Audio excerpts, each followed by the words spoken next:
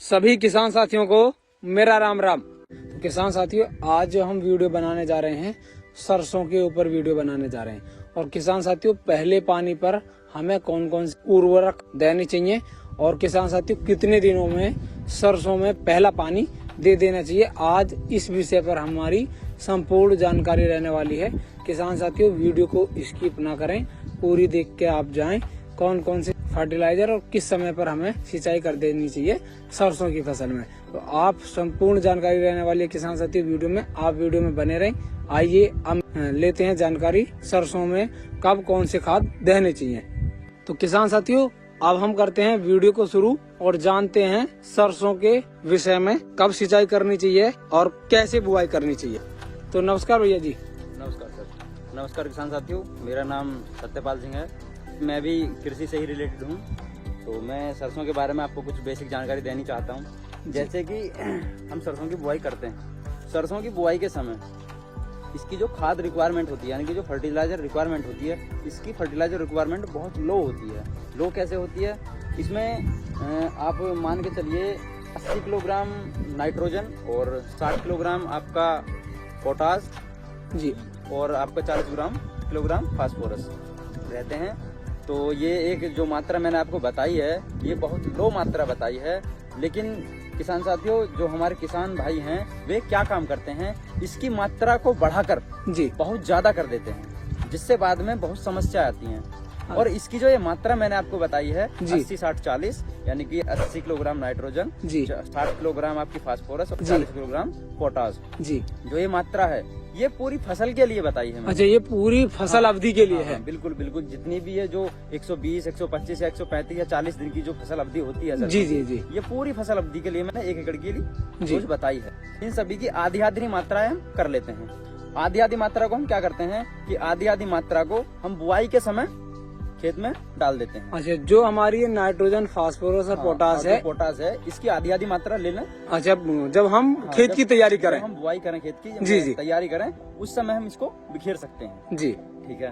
और उसके बाद क्या होता है, जब हम पहली सिंचाई करते हैं। अच्छा, पहली सिंचाई पर तो जो बाकी बची डोज है जी, जो 40, 30 और 20 बचेगी, उस डोज को हम पहली सिंचाई के दौरान खेत में बिखेर सकते हैं। अच्छा, पहली सिंचाई पर हमें ये उर्वरक या जो बची डोज है, बची हुई डोज है जी, उसको हम लगा सकते हैं जी जी। और इसके साथ में क्या करना होता है, देखिए किसान साथियों जी, सरसों का जो हम जो खेती करते हैं या इसकी एल्डिंग करते हैं जी, वो स्पेशली केवल आपके तेल की मात्रा के लिए करते हैं। हाँ भाई, किस सरसों में तेल अच्छा होगा जी, उसकी जो मतलब रिक्वायरमेंट है वो ज्यादा होती है। हाँ, तो इसमें हम तेल की मात्रा कैसे बढ़ाएं? जी, तेल की मात्रा बढ़ाने के लिए हमें क्या करना होता है, जो सल्फर होती है हमारी जी, 80 WDG की अच्छी कंपनी की लेनी चाहिए और उसका 1 किलो बीघा के हिसाब से, यानी कि 5 से 6 किलोग्राम एकड़ के हिसाब से जी हमें देनी चाहिए पहली सिंचाई पर। हाँ, पहली सिंचाई पर देते हैं। पहली सिंचाई पर ये भी नहीं है कि आपने माइक्रो न्यूट्रिएंट बहुत हाई यील्डिंग वाले दे दिए जी जी जी, या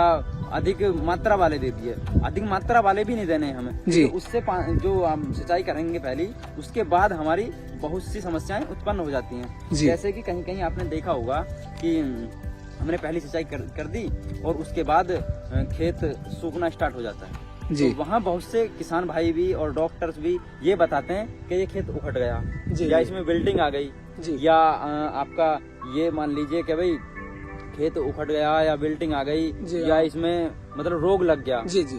लेकिन एग्जैक्ट जानकारी किसी को नहीं होती, ना ही कोई एग्जैक्ट जानकारी दे पाता। क्यों?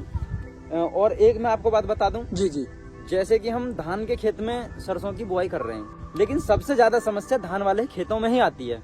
उनमें ही क्यों आती है? क्योंकि धान का जो खेत होता है, धान के समय जब हमारा धान खड़ा होता है खेत में जी, धान की फसल में, क्योंकि 3 महीने की खेती होती है धान की, तो उसमें हाई यील्डिंग वाले माइक्रो न्यूट्रिएंट दिए जाते हैं, जिससे कि हमारी पैदावार अच्छी हो। हाँ, पैदावार बढ़ाने उसके लिए जो अधिक मात्रा वाले पोषक तत्व होते हैं वे दिए जाते हैं। लेकिन होता क्या है, सरसों को होती है बहुत लो जो पोषक तत्व होते हैं, माइक्रो न्यूट्रिएंट, लो पोषक तत्व लेने की क्षमता होती है। लेकिन ये कोशिश पे जो सरसों का पौधा होता है, कोशिश ये करता है कि मैं भी हाई यील्डिंग वाले जो माइक्रो न्यूट्रिएंट हैं उनको ग्रहण करूं, लेकिन ये ग्रहण नहीं कर पाता उनको जी। तो उस समय क्या होता है, और जो हम सिंचाई करते हैं, सिंचाई के बाद पौधे की जो जड़ें होती हैं जी, वो जड़ें हाई यील्डिंग जो प्लांट न्यूट्रिएंट होते हैं उनको ग्रहण नहीं कर पाते। जी जी। इसी वजह से जो आपकी रूट होती हैं वो डेड हो जाती हैं। रूट डेड होने का, हाँ, जो उसकी जड़ होती हैं जी, वो डेड हो जाती हैं और पूरा पौधा सूख जाता है। हाँ, सूख क्यों जाता है? क्योंकि इसके लिए टेम्परेचर आपका मान के चलिए 8 से 25 के बीच का, या आप कह सकते हैं 15 से 25 के बीच का, 20 से 25 के बीच का टेम्परेचर। क्योंकि सर्दियों में क्या होता है, जनवरी और फरवरी के महीने में या दिसंबर के महीने में टेम्परेचर 10 से भी नीचे आ जाता है। हाँ जी। तो इसी वजह से इसका टेम्परेचर 8 से लेकर 25 डिग्री सेंटीग्रेड तक रखा गया है जी। क्योंकि इसकी बुआई के समय टेम्परेचर 25 तक होता है। जी जी। और जब इसमें फली आना स्टार्ट होती है, फलत होती है जी जी, या दाना बनना स्टार्ट होता है, तो इसका टेम्परेचर 10 से भी कम चला जाता है। अच्छा, 10 से भी कम हो जाता है। तो इसीलिए इसका टेम्परेचर 10 से 25 डिग्री के बीच का रखा गया है। जी। और भैया जी, मैं ये और जानना चाहूंगा सर, मैं जैसे अभी इस खेत में सिंचाई नहीं की गई है और हमारे किसान साथी सरसों बिजाई के कितने समय से कितने समय तक सिंचाई कर देनी चाहिए? ये आपने बहुत अच्छी बात की है और आपका प्रश्न भी बहुत अच्छा है। तो हमें करना क्या चाहिए, लगभग जैसे कि अभी आप देख रहे हैं जी, ये सरसों पर आपका फूल भी आना स्टार्ट हो गया है जी, और इसमें कल्ले भी फूटने स्टार्ट हो गए हैं जी जी। तो अब जो इसकी स्टेज है, इसकी ये सिंचाई करने की बहुत अच्छी स्टेज चल रही है। अच्छा, ये स्टेज पर आपका सिंचाई हो जानी चाहिए क्योंकि होता क्या है, अब इसके कल्ले भी फूट रहे हैं और इसमें फूल भी आ रहा है जी। और अगर अब इसकी सिंचाई नहीं हुई तो फूल यहीं का यहीं रुक जाएगा और ये कल्ले भी यहीं रुक जाएंगे। अच्छा, जो अभी इस खेत की सिचुएशन है किसान साथियों, जो स्टेज है इस खेत में अब सिंचाई हो जानी चाहिए। हाँ। और उसमें बताया है उन्होंने वो भी 80% वाला दे सकते हैं। प्रति एकड़ की भी डोज के बारे में बात की है। ऐसा नहीं है 80% वाला ही हो, 90% वाला भी चलेगा। आपका जो FS वाला आता है फर्टिलाइजर सल्फर, वो भी चलेगा, लेकिन मतलब ऐसा हो कि हाई यील्डिंग वाला ना हो, क्योंकि इसको बहुत ज्यादा समस्या हो जाती है। अच्छा, हाई यील्डिंग वाला कोई भी प्रोडक्ट इसमें जो मैं कहूँ तो वाला इसमें कोई नहीं डालना चाहिए। बिल्कुल। और इसमें यूरिया की मात्रा भी हमें ज्यादा नहीं लगानी है। अच्छा, हाँ, यूरिया, इस बात का विशेष ध्यान रहे। हाँ, किसान साथी इसमें भी चूक कर देते हैं। हाँ, किसान साथी क्या करते हैं, मान लीजिए 1 एकड़ की हमारी 40 या 50 किलो की रिक्वायरमेंट है जी, और हम डाल रहे हैं 4 बैग जी। तो हमें ऐसा भी नहीं करना है क्योंकि हमें 4 बैग भी नहीं डालने हैं। तो किसान साथियों इस चीज का विशेष ध्यान रखें। और इसके अलावा बाद में बहुत सारी बीमारी आती हैं, जैसे कि रस्ट है, डाउनी मिल्ड्यू है, पाउडरी मिल्ड्यू है। तो ये रोग की जो आपकी समस्याएं हैं, इस रोग की जानकारी हम समय समय पर आकर आपको अपडेट करते रहेंगे।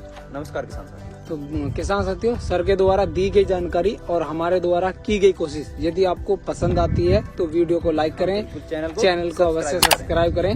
मेरा ही सभी किसान साथियों को राम राम, जय हिंद, जय भारत।